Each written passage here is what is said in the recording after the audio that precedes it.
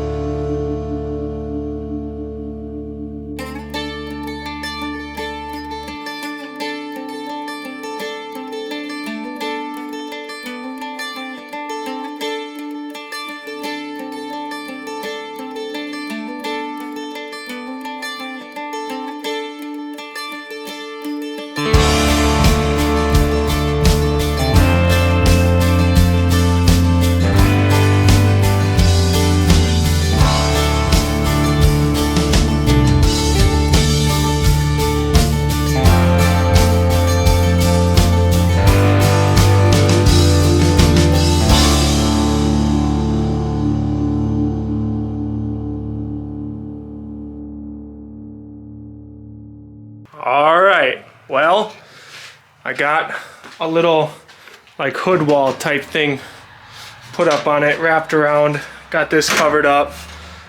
Got kind of a ledge here, and as you can see, it does have a slope to it, so nothing crazy.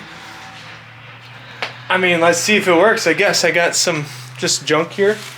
We can just toss on in there and let it catch on fire, and it's not going up. Dang it! I think I need to cover this side. Why won't it just... I mean, it does go out. I think my vent is too small. Because It's not coming out. Plus it's windy, so I wonder if the wind is causing it to push in.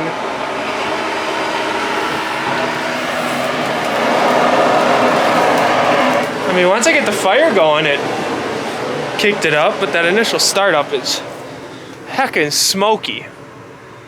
I still got nothing coming out of there. There we go. Now I got stuff coming out. Well, black smoke. Yeah, man, I don't know.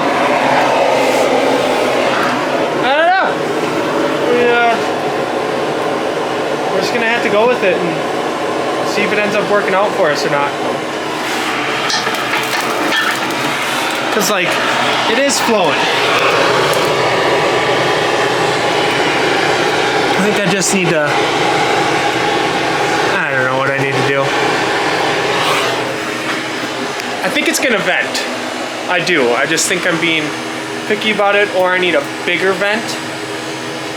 I don't know. See, this is one of those things that, like, doing this channel, whew, that gets hot. Wow. Make sure we don't touch that son of a bitch. Just one of the things with doing the channel and, you know, doing the forge and things like that and just learning as we go is figuring out stuff like this. Like, how do I keep it trapped in there more? Does this need to be down more? Which wouldn't be hard. I mean, I just got to trim some more off of this. Trim it at a little better angle, but I don't want to take up all of my working area either.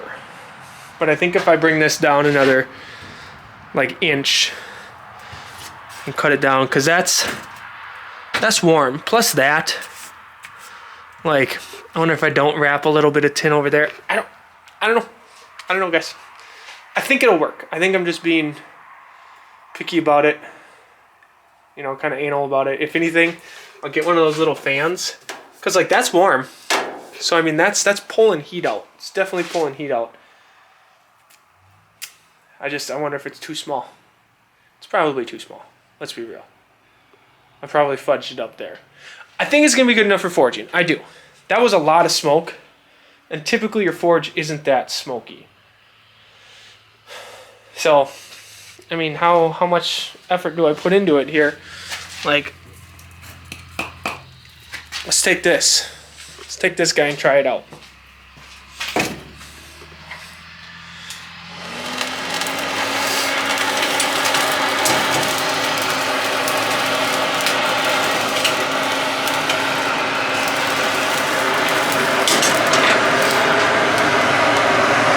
See, it's going up. It's yeah, I think I'm just being too picky about it because it is venting up and out.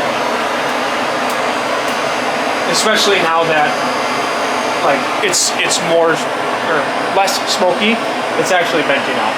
I can see the windy days being really bad, really tough, but if that's the case, I'll get a little fan, one of those little vent fans, and just have it pull, or one of those little induction fans, so as it heats up, it pulls it up. Those little cast iron induction fans are cheap, and they make them for the actual piping. But I think that's it, guys.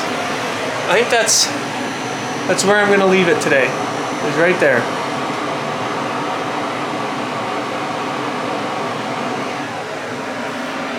So thank you guys so much for watching. I know this isn't a forging video, but it has to do with the forge. That's really hot. Woo! It has to do with the forge and just projects around the house, something that I wanted to get done, something that I wanted to get done in prep for winter, and we got it. I think we got it good enough, so thank you guys so much for watching. Make sure you hit that notification button, subscribe, give me a like, and we'll see you on the next one.